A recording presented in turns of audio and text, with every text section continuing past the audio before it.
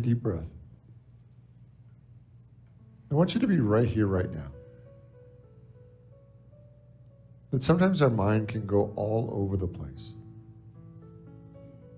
We can focus on our past or our future. We can tell ourselves that we should be somewhere else, that our life should be different, that it should look better or worse.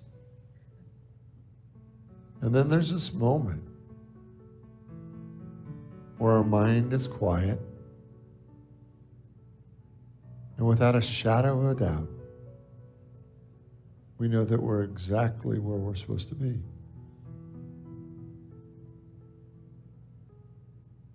That right where you are, exactly the way your life is exactly where you're supposed to be. And we can argue about that. We can resist that. We can be sad about that. Or we can embrace this moment. I am where I'm supposed to be. I am exactly where I'm supposed to be. I'm supposed to feel what I'm feeling and see what I'm seeing and live the way that I'm living right now. And tomorrow it can all change, but right now, in this moment, I'm exactly where I'm supposed to be. Take a deep breath. Feel if there's any place in your life where you're arguing about reality, where you're arguing that your life should be different, that it shouldn't look like this or feel like this. And see if you can bring yourself into this moment and embrace life exactly the way it is.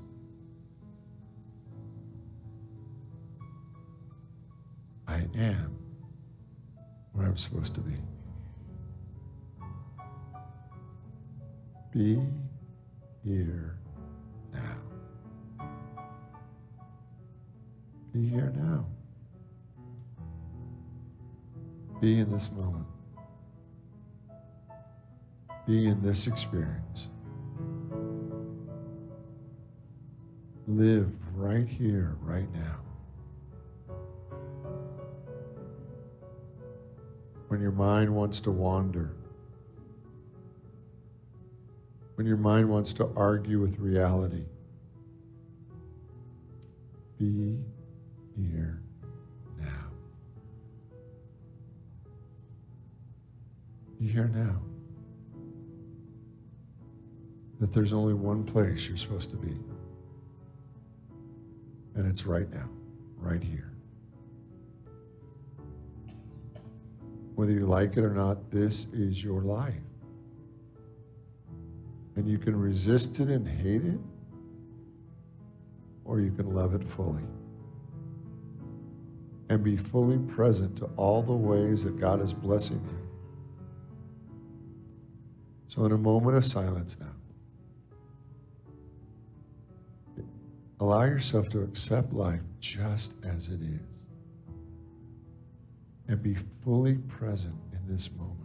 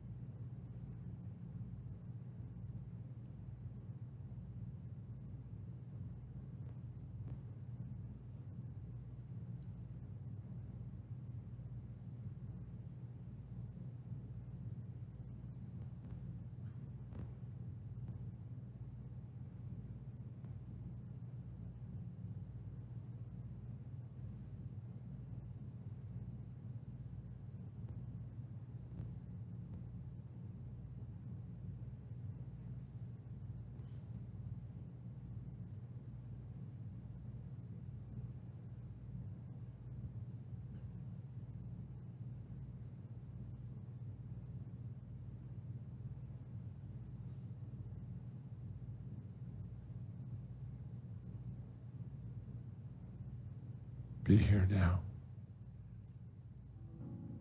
Where God is right here, right now. And right where you are is where the holiness and sacredness of life is. That we let go of any resistance to this moment. We let go of any fears or concerns, sadness or disappointment. And we embrace the fullness of life. And we are wildly blessed. In the name and through the power of the living Christ, we give thanks. And so it is. Amen.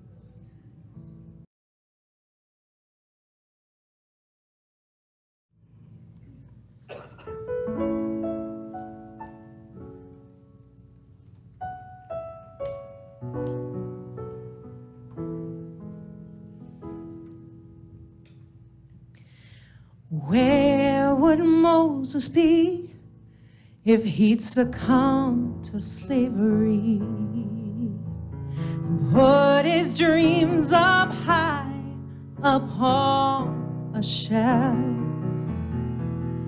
If he turned from the water and just walked home by himself to never see the promised land and never save another man.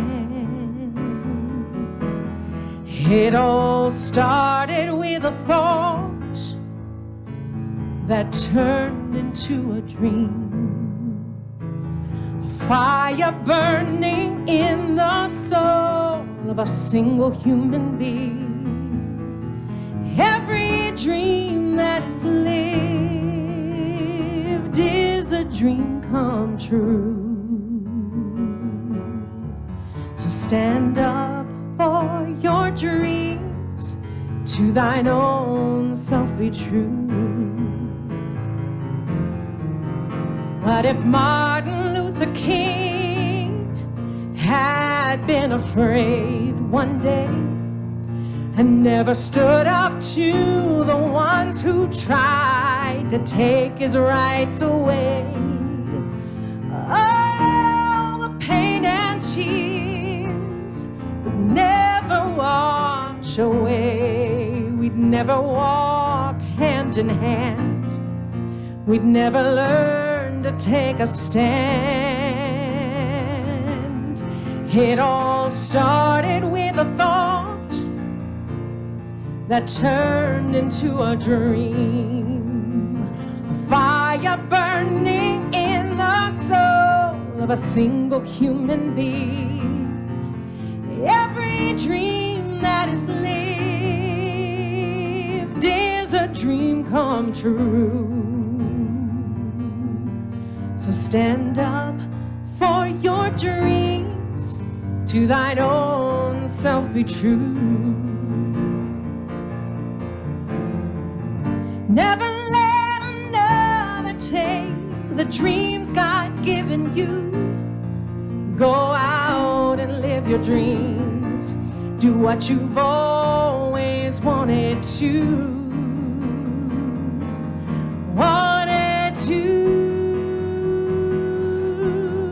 And what about this church and all the people that you see? Had we been afraid to search, we'd never learn to be free. But now we see the truth, and anything we want can be. And so we hold our heads up high as we spread our wings and fly. It all started with a thought that turned into a dream, a fire burning in the soul of a single human being. Every dream that is lived is a dream come true. So stand up for your dreams, to thine own self be true.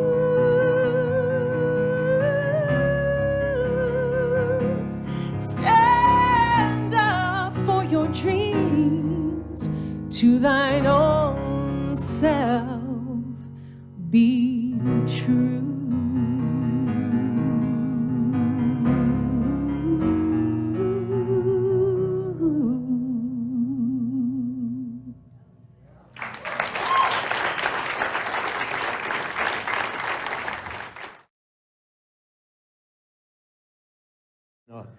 How many of you feel like you have unfinished business with your life? How many of you feel like you have more unfinished business than you do finished business? Anybody? See, what I want to talk about today is that which you know your soul came to do.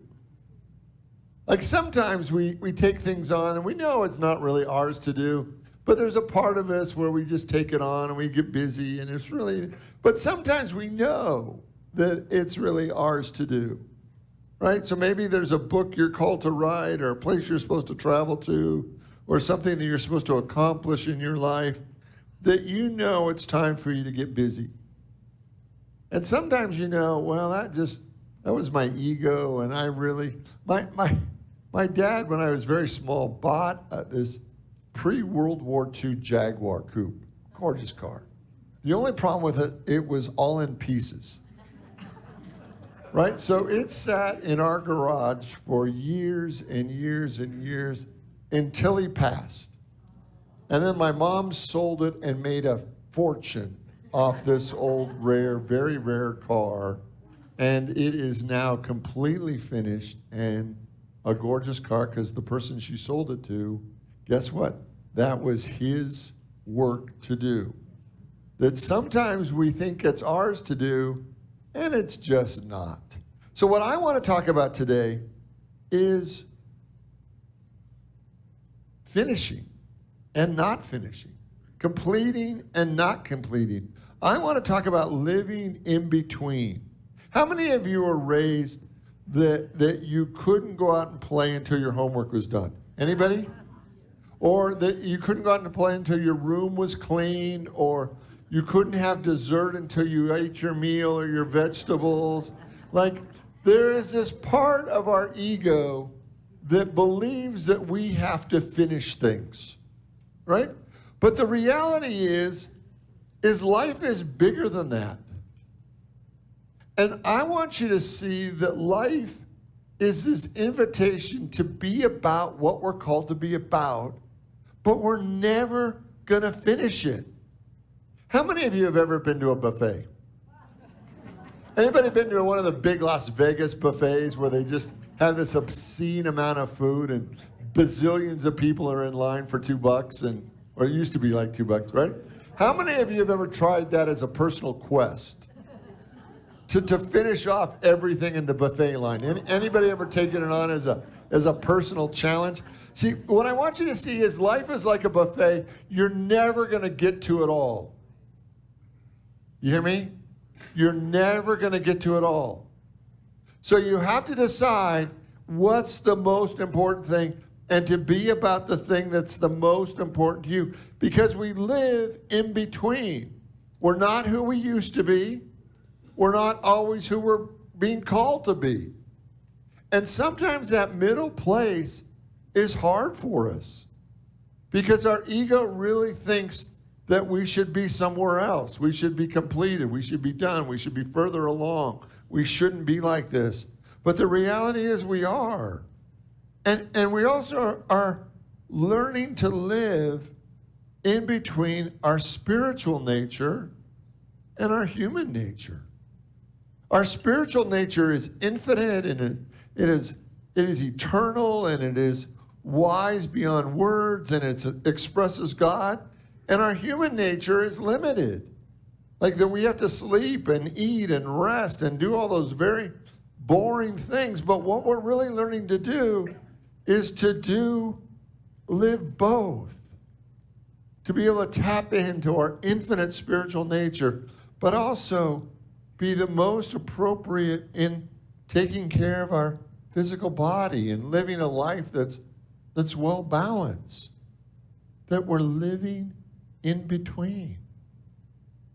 And sometimes we just are in such resistance to where we are in our journey. Have you ever told yourself that I should be further along?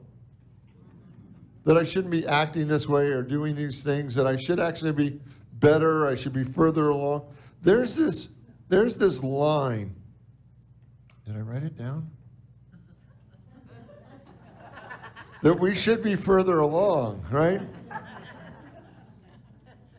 So there's this line in Romans 7:15, where Paul says, I do not like my own behavior, and I should not be doing that which I'm doing.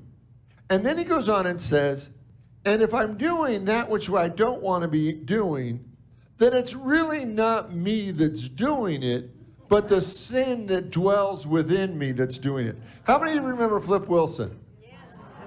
Remember Flip Wilson's big line, right? When you remember where I'm going? Those of you that are of a certain age, right? That, what is it? The devil made me do it. The devil made me do it. All right? And the devil made me do it is this idea that it's not me.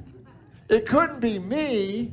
It's actually the devil that made me do it, right? It's the sin within me that made me do it, right? And I love his circular logic so that he doesn't have to take responsibility for any of his choices. Now, Richard, it's the Bible. You can't call people out that are in the Bible, but sometimes we have to, right?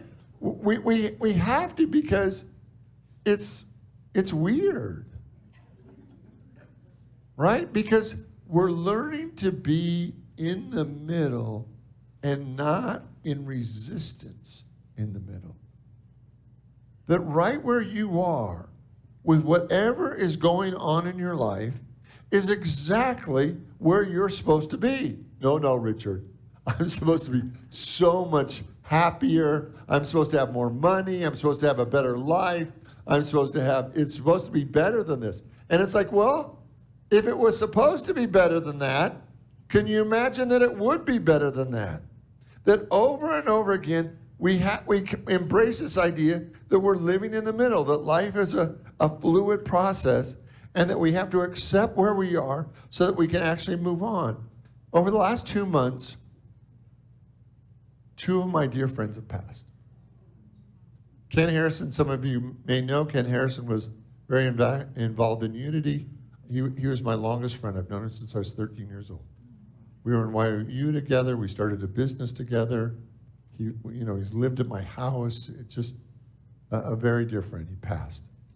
And then just a couple weeks ago, 10 days ago or so, my friend Chuck Kopsak, we rode crew together in college. We competed together. We were rivals, and just the dearest of friends. I was best man at his wedding, and he passed. And both of them passed pretty quickly and pretty unexpectedly. And there's a part of me that just is not happy about that. Have you ever had somebody pass in your life that you're not happy about? It's like you know life on this planet is a now you see it, now you don't proposition. But when it happens, it's like there's a part of you that just says it's not right. It shouldn't have happened like that. They should still be there. They had more in them. The world needed them, and their physical life is gone. And there's this opportunity for us to re-look at that. Because life really is this now you see it, now you don't proposition. My father-in-law says that life is like a 2-week vacation. He said the first week of vacation, you think you have all the time in the world. I got 2 weeks off. I got all the time in the world. And then you go through the first week. And then he says in the middle of the second week, you realize, oh my gosh, I only have 7 days left. Did I do everything I wanted to do on this vacation? And for many of us, that's where we live, in this middle place, living between where we have been and where we want to be in this call. There's a little poem, it's called The Dash. And I want to share it with you. The author is Linda Ellis. I read of a man who stood to speak at the funeral of his friend. He referred to the dates on the tombstone from the beginning to the end. He noted the first came with the day of birth, and he spoke of the following date with tears, and said that what matters most was the dash between the years. For the dash represents all the time that we've spent alive on earth, and now only those who love them will know what that little dash is worth. For the matters not how much we own, the cars, the house, the cash. What matters is how we live and love and how we spend our dash. So think about this long and hard, and are there things you'd like to change? For you never know how much time is left that you can rearrange. If you could stand and just slow down enough to consider that what's true and real, and always try to understand how other people feel, and be less quick to anger and show the appreciation more, and love the people in your lives like there are no others before. If you treat each other with respect and more often wear a smile and remember this special dash, it might only last a while. So when your eulogy is being read and when your life action is rehashed, when you're proud of the things they say about how you lived your dash. Like, this is it. This is, as they say, this isn't a dress rehearsal. We have this moment. This moment is it. And we can be in resistance to it. We can fight it. We can be angry. We can say, well, it should be different. It should be better. But this is the moment. George Bernard Shaw said it this way: life is no brief candle to me. It is sort of a splendid torch, which I've gotten hold of for this moment. And I want to make it burn as brightly as possible before I hand it off to future generations. That every moment we're either going to make it more, we're either going to become more and more godlike, or we're going to move more and more into our ego. Eckhart Tolle said, you can use a challenge to awaken you, or you can allow it to pull you even deeper into sleep. And so what I want us to look at today is like this moment in between the beginning and the end, where we find ourselves right now, where we actually live in this moment, is every opportunity for us to live in the greatest way that we can, that we only get now. We only get this moment. We can only do in this moment. In the letter of James 1, 2 through 4, it says this: count it all joy, my brethren, when you meet various trials. For you know the testing of your faith produces steadfastness. And let steadfastness have its full effect, that you may be perfect and complete and lacking in nothing. From time to time, I think we need to look at the way we're living and really challenge ourselves. Am I being the best version of me? Am I living the life that I want to be living? Am I doing the things that give me the greatest joy? And am I honoring my spirit? So I've come up with 7 ways to live an evolved life, to live your best life. And I'm going to share them with you. And if they ring true, if they make a difference, God bless you. First one is, people who are living the most evolved version of themselves have made peace with who they are. That's the number one. They made peace with who they are. And what's interesting about that is the people that love me, the people that love me know who I am. Have you ever wanted to be better than you are? Right? And this idea of being better than we are, that it's a high ideal, right? To shoot for a higher expression, to be more loving, to be more kind, to be more generous. It's a high ideal. But the people that love me know that I'm not perfect. And that so surprises me. Because does anybody else work hard to try to be better than you really are? And it's so amazing to me when the people that really love me know that sometimes I'm a piece of work. Right? And they love me anyway. We love you, Richard. Thank you, dear. Right? But what I want you to see is that they love us and they accept us, but we don't always give ourselves that same gift. We put these high standards in front and say, if I'm not doing this or this or this, then I can't accept myself. And those people who are truly evolving, and I believe are the happiest in life, they accept themselves. And that's the point of this. To really be at peace with who you are, you have to do two things regularly. You have to accept and forgive. Everything. You have to accept and forgive. To really live in peace with yourself, you have to over and over again accept and forgive. Now, most of you know that I make my living with my mouth. Right? And what can come out of my mouth can be wonderful and amazing, and it can just also be awful, right? And it's the gift, right? So last week, I was pretty happy with 99% of everything that came out of my mouth last Sunday, right? I was happy with my talk. I was happy with the way it rolled out. I was happy how it worked. I said one thing to one person, and it was one sentence. It was like 5 words. And I beat myself up all the way home. Right? Because I offended them. And in that moment, I knew I offended them. Did I intend to offend them? No. But it did. It hurt their feelings. And I apologized, and I tried to make up for it. But it hurt their feelings. I mean, nobody wants their minister to offend them. It's like, oh, great, I'm going to go to church and just see if the big guy takes me out, right? Right? And so accepting that my greatest gift has also been my biggest problem for my whole life. You might be surprised to know that most of my elementary school education was spent outside the room. Like, I have always had a challenge with my mouth. It's always been my greatest asset and my biggest thorn, the biggest problem. And as I accept and forgive, I'm able to move on.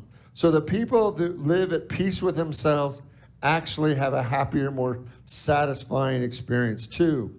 People to fully live an involved world and an involved life, too, is that you have to know yourself. And in 2 areas, really. You have to know what you're feeling, and as quickly as you can know what you're feeling, and you have to know what you want. And for many people, I believe the path in this is that we have to be asking ourselves that question over and over and over again. What am I feeling? In this moment, what am I feeling? And in this moment, what do I want? Because for some of us, we can go days without realizing what we're feeling. Have you ever had an experience with somebody and it took you 3 or 4 days to go, oh, I'm angry about that, right? Or I'm disappointed in that. And it can actually take us days to become aware of what we're feeling, so that over and over again, to know yourself requires that you know what you're feeling and that you know what you want. And the ancient Greeks had the saying at the top of the temple of Apollo at Delphi. It said, you know what it said? Know thyself. It was one of 3 maxims that were printed there. You know what the other 2 are? The other 2 were nothing to excess, and literally my favorite one says, certainty brings insanity. I love that, right?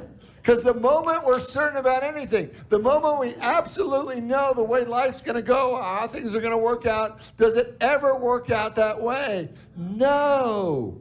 And the more certain we are, the more insane others think we are, because life doesn't work that way.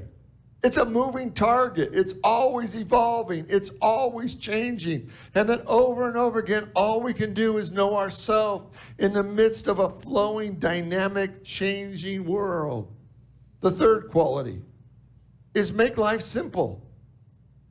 How many of you know you have more stuff than you really need?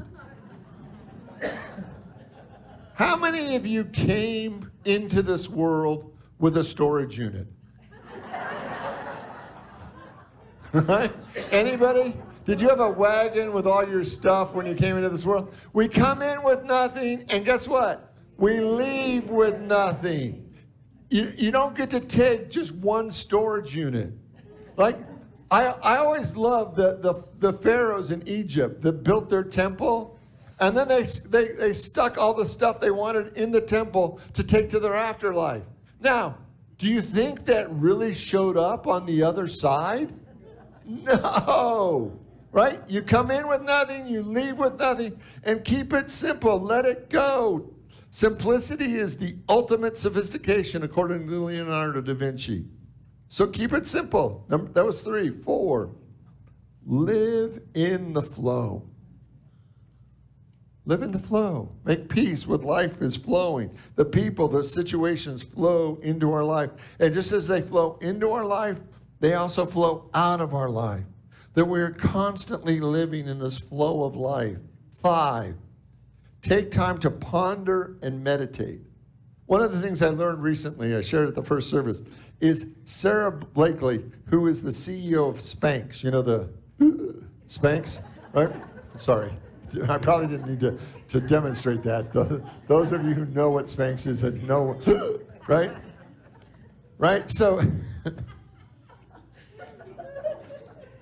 God help you, right? Just God help you.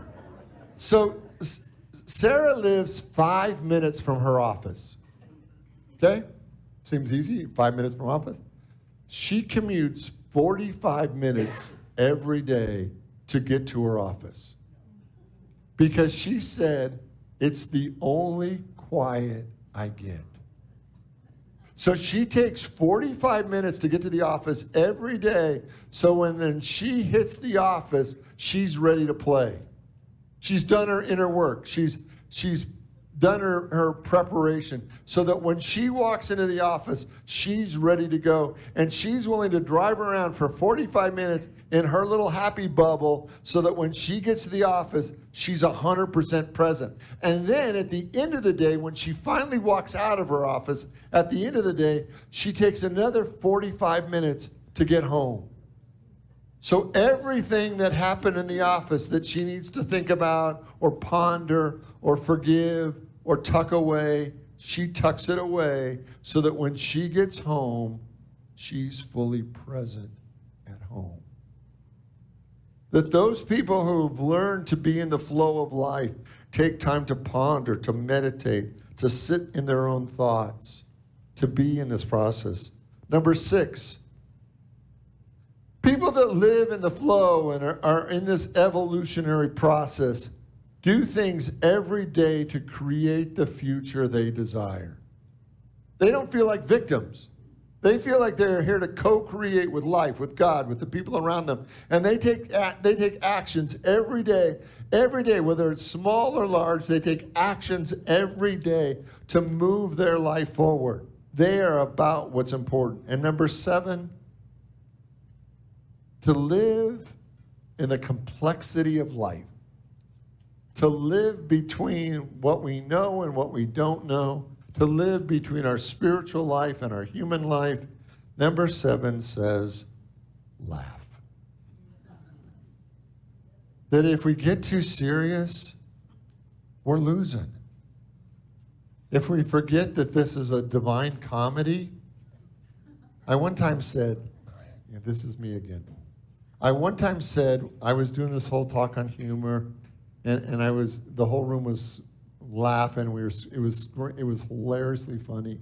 And I got to this point in the talk, and I said, if you don't think God has a sense of humor, I said, go home, take off all your clothes, and stand in front of the mirror, because that's just funny, right? And the room erupted. Most people thought it was funny, but apparently not everyone thought it was funny, right? So apparently some people didn't think discussing nudity in church was funny. And so I got a phone call that week, and the lady was very irate. I was a brand new minister. I was wet behind the ear, and that I was not taking my position seriously. And so we were talking about it, and she started to tell me all the reasons I was wrong.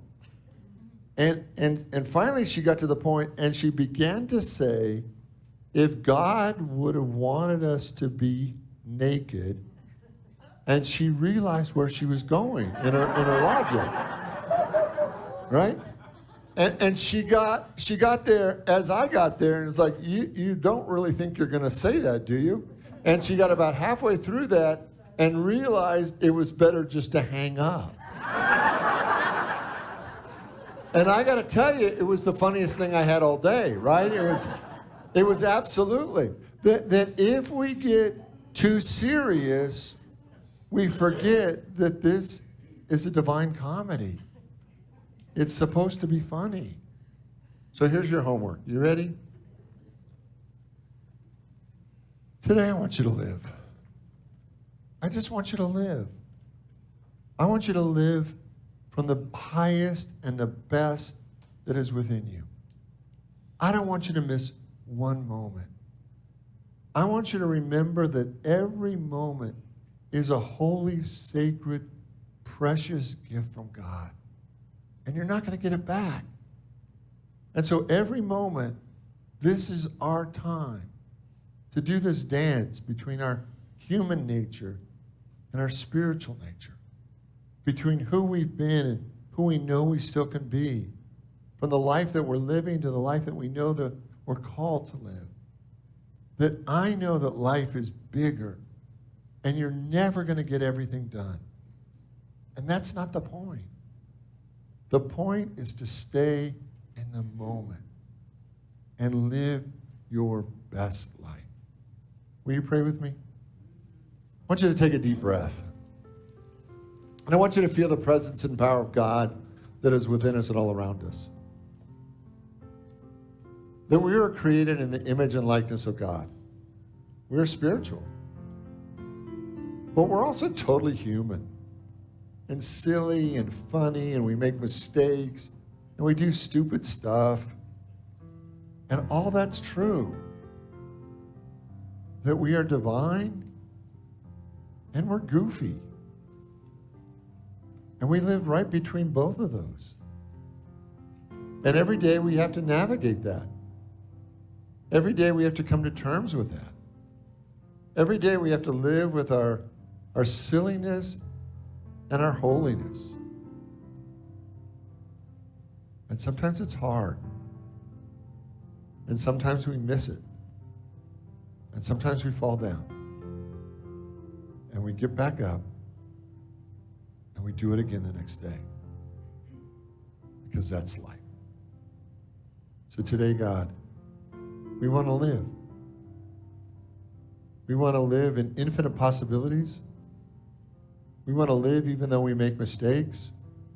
We want to live even though we fall short. We want to live because it's a gift. It's the most sacred, holy gift we've been given. We've been given life. So thank you, God, for everything. And so it is. Amen.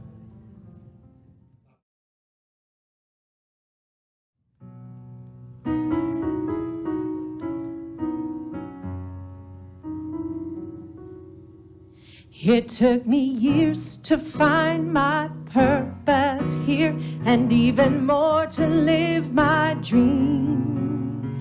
But I finally found where I belong, and people who believe in me. Now I am grateful for the blessings in my life, grateful for my peace of mind. But there's still more that I want to be. I want to fulfill my destiny. I'm starting here, I'm starting now. I'm stepping into my highest power. I'm stepping up, I'm stepping out into my greatest yet to be. Into the greatest yet to be. Well, I've released all of my fear and doubt. I've prayed for strength and wisdom, and I have vision for my highest good, and let go of the outcome. Now I am ready to burst forth into the me I'm meant to be.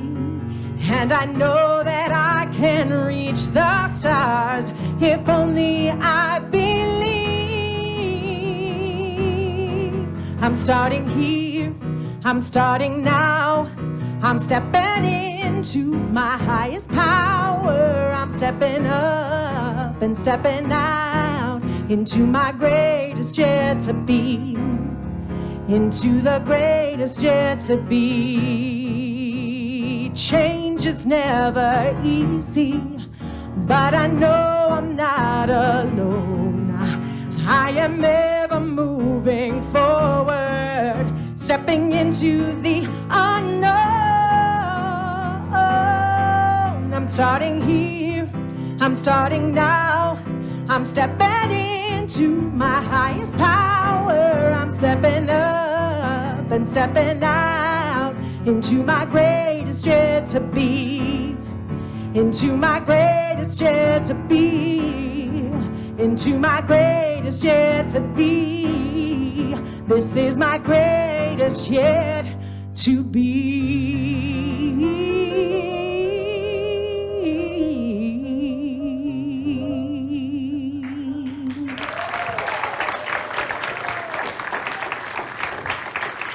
Cerise, again, thank you for being here. We love it when you're here. All right, you ready for a good week? All right, so what's your homework? Live. Yay! 3 people remembered their homework. It's a good day.